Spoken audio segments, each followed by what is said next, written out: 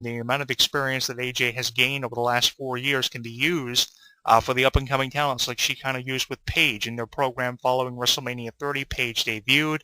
The night after WrestleMania 30, AJ put her over in the match by losing to her in less than 5 minutes. And they went back and forth, exchanging the Divas title. Paige gave it up to AJ. AJ gave it up to Paige, and that series of matches was great, and that was a point I thought the Divas division was waiting to get to and finally did after WrestleMania 30, and I'm just depressed that that storyline didn't last longer than what I had anticipated it to, because, the best was brought into Paige and AJ, and pure wrestling was truly defined with the Paige-AJ match series from pay-per-view to pay-per-view, with the title changing from AJ to Paige, Paige to AJ, back and forth simultaneously, and it's just amazing, just looking back at what Paige and AJ offered and what they brought to the Divas division. She's a big part also. Paige is of Total Divas Season 3, caught a recent episode, was impressed by her, was equally as impressed by Rosa and Alicia Fox's relationship, and how that kind of went over rocky waves. It was just amazing, how, AJ and Paige really put over the Divas division, and it's just equally as amazing and impressive what they're doing for Total Divas Season 3. But rather than that, I'd just rather see AJ wrestling as I would someone like Paige, because that's where I think their talent lies. That's where they're being overshadowed. By putting them on reality shows like Total Divas, they are having their in-ring abilities overshadowed by being reality stars. For some reason, WWE are trying to convince us that people like AJ and Paige are better reality stars than they are wrestlers, and I don't buy into that for 1 minute, and I'm sure millions of other fans who watch wrestling or listen to this show periodically on their Facebook page, on their Twitter, or on our official website feel the same way, because they are far better wrestlers than they are reality stars. That right for being a reality star has been reserved for people like Stacy Keibler and Kelly Kelly, people who weren't meant to be wrestlers. How many times, for instance, did we see Stacy Keibler or Kelly Kelly actually get over in wrestling matches? It wasn't until 2010, 2011 they attempted, and you can underline the word attempted, to try to push Kelly Kelly. They failed drastically at that. How long was Kelly Kelly Divas champion? Long enough for you to notice, and then she dropped the title to Beth Phoenix 4 months after winning it. Within 3 to 4 months, she was no longer Divas champion, and that's when she wanted to leave the company. She stuck around until 2012, the summer of 2012, and by August of 2012, I believe she was released because she wanted to do something with reality television, and she fell into the category of being a diva who was reserved for being a reality star. Someone like a Paige or an AJ never were meant to be reality stars, and for some reason the wrestling business is trying to convince us that they are reality stars, but I don't buy into that for 1 minute. On a scale of 5 stars, in terms of 5-star scale perspective rating, you can easily rate AJ as a wrestler 5 out of 5, but in terms of being a reality star, kind of like how Paige is being tried to being convinced of being a reality star, you can rate it at least 2 out of 5 stars, because they're at least trying. You can give them credit for at least attempting to be reality stars, but I don't think people like Paige or AJ were ever meant to be reality stars, and I don't blame you for being frustrated or pissed off over the direction of characters like Paige and AJ, who have so much potential.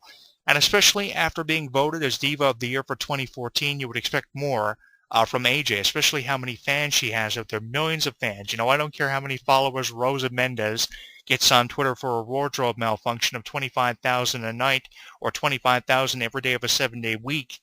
People like AJ are always going to be the ones who are getting over with the millions of people following them on Facebook and Twitter, because they are where the wrestling is relied on. They are the ones that you rely for good wrestling, and I think that with not having them wrestle every week on Raw and SmackDown, we are really missing out on an incredible opportunity. We have more of a reason now to criticize the entire Divas division than we ever did because of this reality show, which is subpar reality television. I'm tired of seeing divas at least attempting to be reality stars. I give them credit for attempting to be reality stars.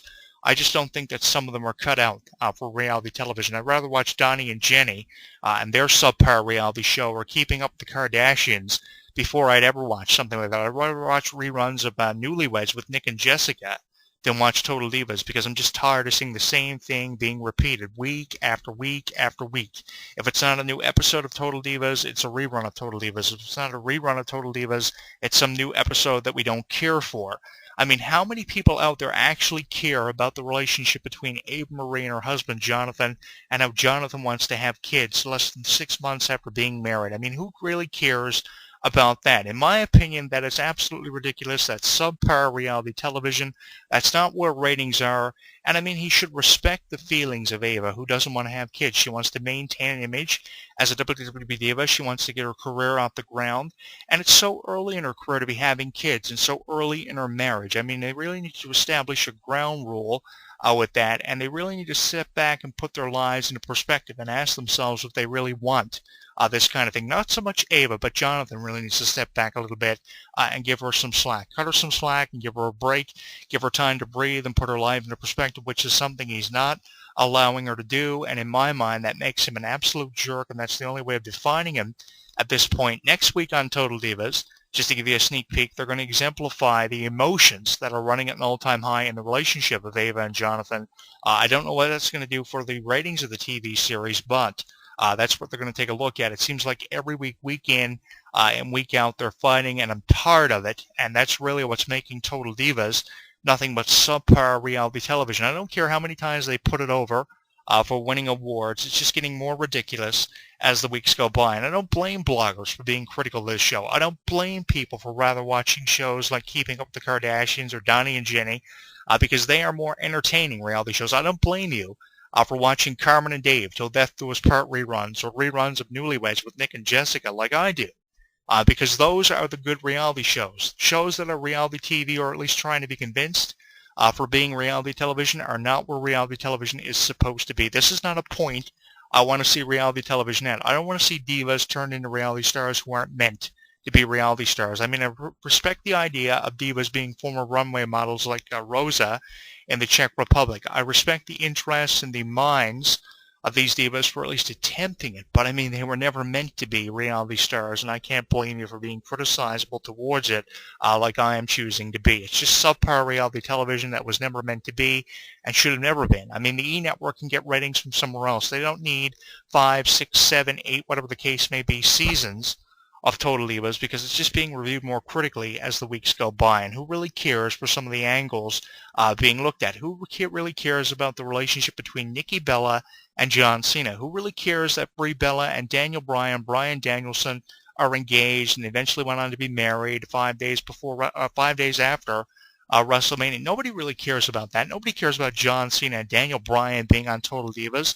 You're tuning in to see the lives of the divas being looked at, not the lives of Daniel Bryan and John Cena, who have something to do with the Bella twins. Just because they're dating two twins doesn't give them the right to be on Total Divas, or because they're the biggest names in WWE. Daniel Bryan looks like a homeless drunk on Total Divas, for Christ's sake. And John Cena just looks like someone who's there because he has nothing else better to do. If it's about divas, leave it up to the divas to promote it. If you're trying to convince us that the divas are reality stars, leave it up to them. Don't leave it up to John Cena and Daniel Bryan. Leave the wrestling aspect of that up to John Cena and Daniel Bryan. Don't leave it up to them to promote Total Divas, because that's absolutely ridiculous. You cannot tell me that John Cena and Daniel Bryan are the reason this show is getting over.